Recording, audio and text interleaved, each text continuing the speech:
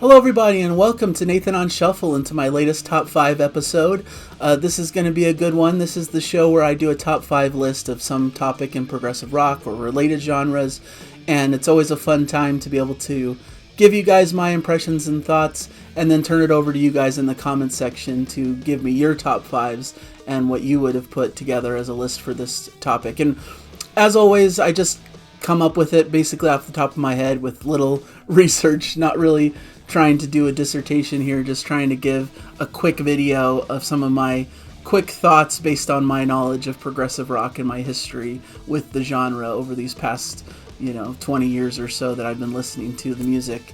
And today I thought it would be interesting to get into the top 5 albums that got me into prog. And I've done a video kind of along these lines, and I believe I mentioned a lot of these albums in that one, of the top 10 albums that changed my life. I believe I called that video. But I thought I'd do a more short form version of it and bring it into a top 5, just because it would be interesting, and some of you may not have seen that, and I thought some of you might be interested in what albums really brought me into this world of progressive rock. Even if you haven't seen my videos before, you're not a subscriber, and have just stumbled across this. It's always fun to see a fellow prog fan and what their journey was getting into this world. And the albums that changed my life were more of a broader stroke of like all the music that really mattered to me and brought me into this musical world, where this is focused purely on prog itself, even though it's mostly one and the same, because that's really my bread and butter is progressive rock. But the first one I wanted to mention, I guess number 5 on the list, is Gentle Giant's Octopus. This was really one of the first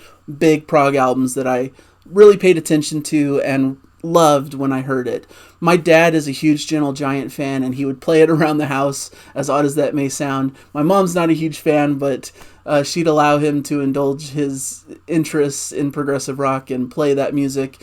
Sometimes I'd hear it when driving around with my dad, doing different errands and whatnot. So it's kind of in my DNA to know Gentle Giant and to be acclimated to their music, which I think helped me to end up loving it as much as I do, because a lot of people don't really care for Gentle Giant. They tend to be a bit polarizing for a lot of prog fans, and I think it's because I grew up with it, that it just was music that I was used to and didn't sound so strange to my ears when I was fully immersed in it. And my dad actually decided to show me his music at a certain point when I was like a young teenager, because I was really getting into modern rock and alternative rock and showing my dad like cool new songs that I thought he'd like. And so he's like, well, this is a perfect opportunity to show you my favorite music, which of course was classic 70s progressive rock. And he started with Gentle Giant, as odd as that may sound, as an entry point into prog. And Octopus was one of the first albums he showed me, I think the very first. And I think it's a great entry point for the band, at least, because it showcases their quirkiness. A song like Knots really showcases that they're willing to do things in a different fashion with the vocal rounds and the different quirks and strange sounds that you hear on that. But you also get some of their medieval kind of madrigal style stuff. The advent of Preneurs, you get an instrumental that's a bit more rocking. You get these kind of quirky pieces like A Dog's Life that just give you a different flavor and showcase kind of a odd vignette.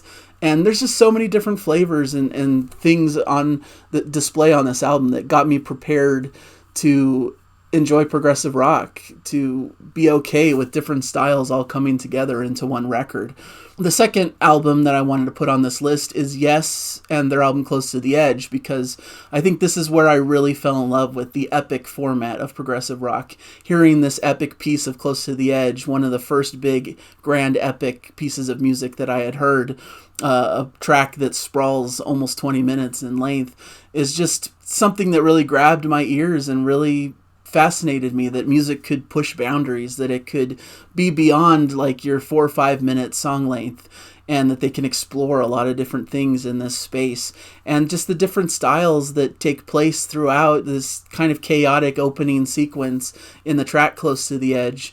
But this middle section that just brings it all down and has this majestic beauty with these wonderful harmony vocals and this really expressive church organ. And the other tracks as well, And You and I, is just a beautiful display of musicianship and just wonderful to listen to, these really enchanting melodies and this beautiful sound that really connected with me right off the bat. And Siberian Gatru is just a great rocking sound that really is fun to listen to, and just a great classic rock style that I really fell in love with right off the bat. So I think Yes really showcased to me the beauty and majesty of this really expressive and expansive musical world. The next album on my list is Spocks The Light, because as I continue on my journey, I was looking for music in the modern day that did the same things that this classic music that my dad listened to did. Because as much as I loved my dad's music, I wanted to find something that I could claim as my own, that I discovered myself, that was a bit more modern, that maybe kind of blended his world of music with my more modern rock, alternative style music that I listened to. So I searched on the internet. I tried to find what would be the answer to that. And really I came across Transatlantic, this big super group that comprised of all these different bands. And so I decided to kind of use that as a branch to explore these different avenues, to explore the bands that made up Transatlantic. And that's where these next few albums are coming from. And that's where I discovered Spocks. It was a band that really intrigued me. The name of Spocks intrigued me because I'm a sci-fi fan, and I thought that's unique and interesting.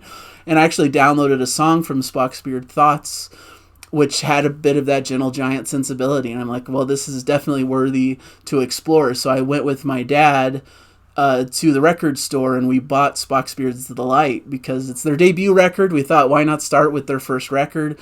And it was just magic. I love Neil Morse. I love his songwriting. And from the very first notes, I was enchanted. And I love the adventurous nature of The Light, the humor, the spirit, the fun. It's just everything I look for in modern music. And I was hooked right off the bat and just had to subsequently get all of the Spocks records. The next album on my list is The Flower Kings, Back in the World of Adventures, which continues from that transatlantic tree that I'm talking about. When we went and bought Spocks The Light, we also bought the first Flower Kings record, which is Back in the World of Adventures. And I listened to that on repeat. And for much the same reasons as Spocks really fascinated me musically, so did the Flower Kings, with this adventurous nature, being a bit like Yes in a lot of ways, with this epic style, with not afraid to do these expansive pieces that stretched across, several minutes longer than your typical pop songs and rock music. And they're able to explore and cover a lot of ground in that musical expression. When I was downloading different tracks from these bands, the first track I heard from Flower Kings was I Am the Sun, Part 1, and it really blew me away, and I showed it immediately to my dad, and he's like, yeah, we have to get into this band. So it was just a fascinating time where I was basically buying up all of the Spocks and Flower Kings records because they just were two bands that connected with me in the modern era, that felt like they were a great amalgamation of like my dad's style of old school progressive rock, but my more modern sensibilities in the modern rock world as well. And it was just heaven for me to discover all of this incredible music that had been made, and to continue to follow these bands that were still active and still making great music. And then my final album in this group is Dream Theater's Metropolis Part 2, Scenes from a Memory, which to me brought me into more of the progressive metal world, which I've become a huge fan of as well, and showed that I can enjoy some of that heavier style of music that I tended not to really care for back when I was younger. I used to be more into the lighter sides of progressive rock, of similar to the 70s styles that my dad showed me. I wasn't a big metal fan. I didn't listen to Metallica and Iron Maiden and those types of bands. So Dream Theater really hooked me because of their proggy sensibility. In fact, when I first heard them, the song I downloaded that I've mentioned before is The Glass Prison, which totally didn't connect with me. I thought, this is too heavy, too metal, too much like Metallica. I'm just not into that. But I heard so much people praise Metropolis Part 2, Scenes from a Memory, that I decided I had to give it a chance. Like, if everyone's raving about this record and say it's one of the best modern concept records in progressive rock, I have to try it. And it blew me away on first listen. Everything clicked together. It was like, okay, this is what I love in progressive metal. A band that maybe has a heavier style and intensity, but brings these quirky, cool, proggy sensibilities to it with these different sounds, willing to go into these quirky instrumental sections that don't sound anything like you'd hear in metal and heavier rock. And I was just drawn in and absolutely loved it. And I subsequently bought 6 Degrees of Inner Turbulence and re-examined The Glass Prison, and suddenly it all clicked and was all important to me all over again. So, and that really led me down the path of where I am now, just continuing to try to explore new bands that harken back to these sounds, that sound like these bands that I fell in love with. These are 5 of my all-time favorite groups: Gentle Giant, yes; Spock, Spear, the Flower Kings, and Dream Theater. Probably my top 5 if I had a gun to my head of what my favorite bands are of all time. But there's certainly newer bands that have come into contention, such as Haken, such as the Deer Hunter, who've really taken that mantle in the newer era and brought a new added freshness, new sounds to this baseline that I was building as a younger music fan. So that's what got me into progressive rock, those albums in particular. I also really love Genesis. I had to leave them off the list because I only had 5 choices, but if I could add The Lamb Lies Down on Broadway to this list as well, that was a formative album that taught me to love concept records and the really unique and expressive nature of the band and of a charismatic front man, and hearing all these different styles and cool storyline elements and fantastical stories in one album was really fabulous. So that was another big one that connected with me when my dad showed it to me back in my exploratory phases. So there you go, some really great albums. I'm sure everyone has their own stories of what brought them into progressive rock, and I'd love to hear it. So thank you guys so much for joining me. Hopefully this was fun and informative, even if it's stories you may have heard me tell in previous videos. Hopefully it was told in an interesting and unique fashion. So thank you guys, and I'll catch you in a future episode. Bye everybody, enjoy the music.